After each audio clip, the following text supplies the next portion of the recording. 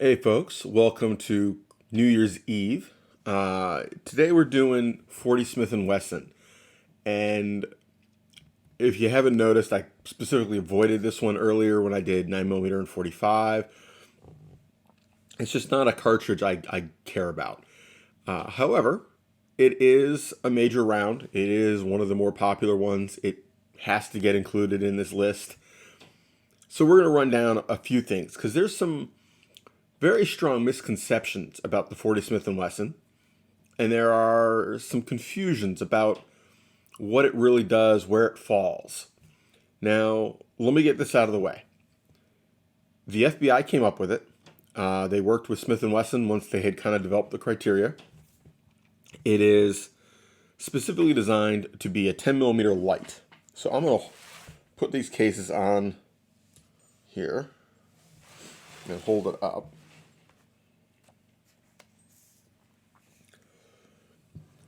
So hopefully I can zoom in. I'll get my head out of the way. Okay, so 10mm, 40 Smith & Wesson, 45, 9mm. Now, here's where it gets fun.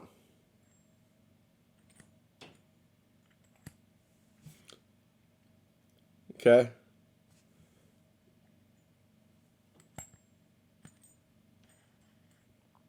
But clearly, 10mm is the longest here. Case capacity versus length, I mean, it's 10mm is a high pressure round going pretty damn fast. And the problem was, it was a lot of recoil. But if you downloaded it, which is what the FBI tested, they downloaded it to here's the spot where we think we get the best ballistics and the best shootability for the round. We're getting the penetration we want, we're getting the performance we want, but in something mild enough that our average agent can use it. So what happened was they said, okay, if we've downloaded it this far, you don't need that case capacity.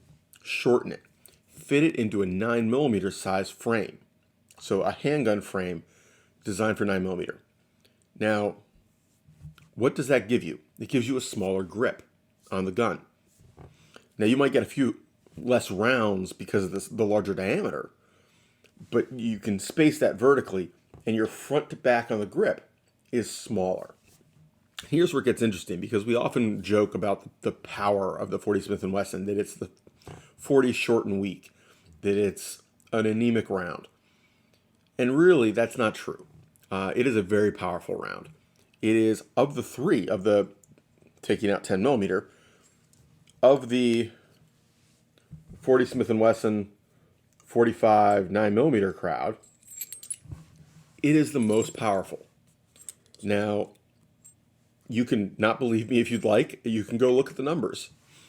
For the federal HST load, so the current premier mass production, not boutique, mass production self-defense loads, the 40 Smith & Wesson, 463 foot-pounds of energy. Not momentum, kinetic energy. The 45 ACP, the non plus P version, 404 foot-pounds. Okay? The plus P version only makes it to 461. So it's still shy of the standard 40 Smith & Wesson load. Now, is that a lot? I mean, that's certainly statistically significant. However, there's a downside. And the downside is that pretty much everybody who shoots a 40 Smith & Wesson remarks on how snappy the recoil is. It isn't hard recoil, it's just snappy. It's like you took a 9mm and scaled it up to 45 energy level in feel. Because 45, if you ever shot one, unless it's in a real tiny gun, has more of a hard, firm push that is a little slower feeling in the recoil impulse. It isn't sharp, it isn't snappy, but it's big. The 9mm is a faster feeling recoil, but mild. So it happens faster in your hand. It feels more abrupt, but it feels more mild. 40 Smith & Wesson is the worst of both. But the total amount of recoil obviously depends on the load. And 40 Smith & Wesson in the normal loads, not the lightweight loads that later came around, in the full power defensive loads is rough.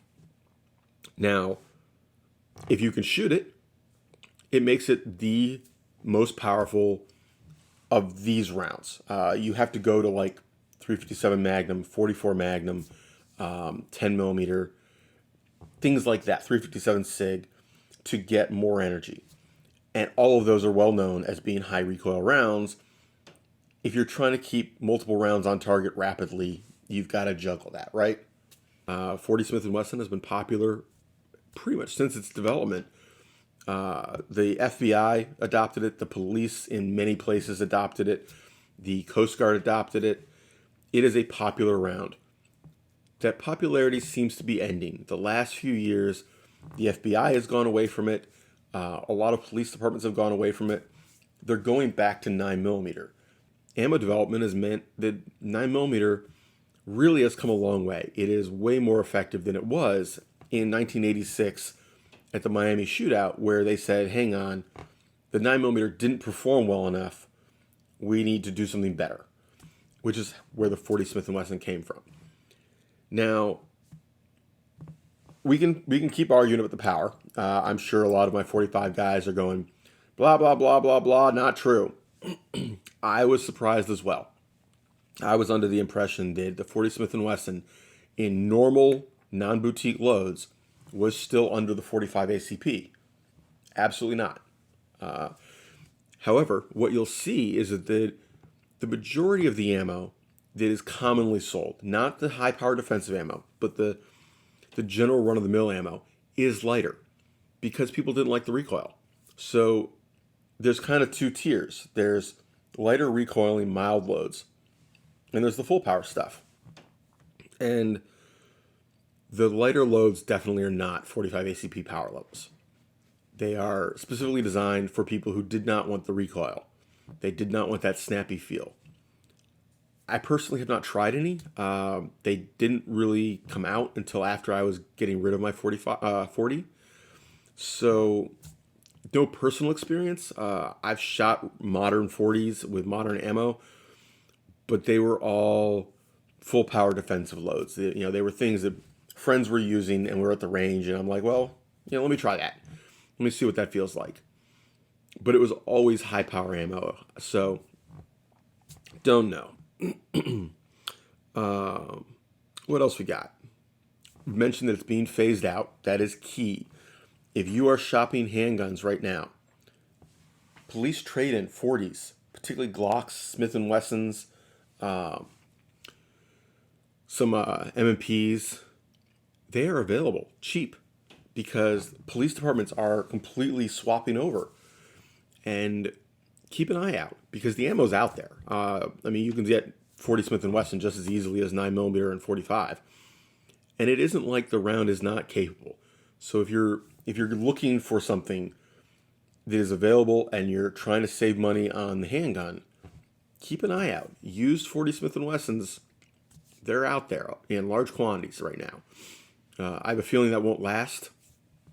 Once that changeover is done for everybody, I think that the supply will dry up quickly because they're quality handguns and they're not the kind of thing people are going to keep trading back and forth with.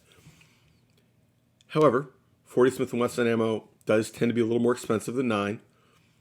It is usually lower than 45 ACP, but it is expensive. So, that is it, folks. This one's going to be controversial. I know that people on the 45 side are going to be shrieking, and I was pretty surprised. I had never thought of 40 Smith & Wesson as being more energy than 45 ACP, but it is. What should we do next? What caliber should we do next? I wanted to do 357. I wanted to talk about 44 Magnum. I figured I'd do some revolver rounds. yeah, where should we go with this? These are my most popular videos. I did not expect that. I figured these would be, you know, they're down there. They get some, some search results and that kind of most viewed videos. If you look at my most viewed for the past month, by far, these ammo comparison videos are the number ones. Right on down. They're filling the list. So I'm going to do more. If that's what you guys want to see, if that's what bringing people to the channel, I'll do more. Given the current situation, they're not going to be shooting comparisons.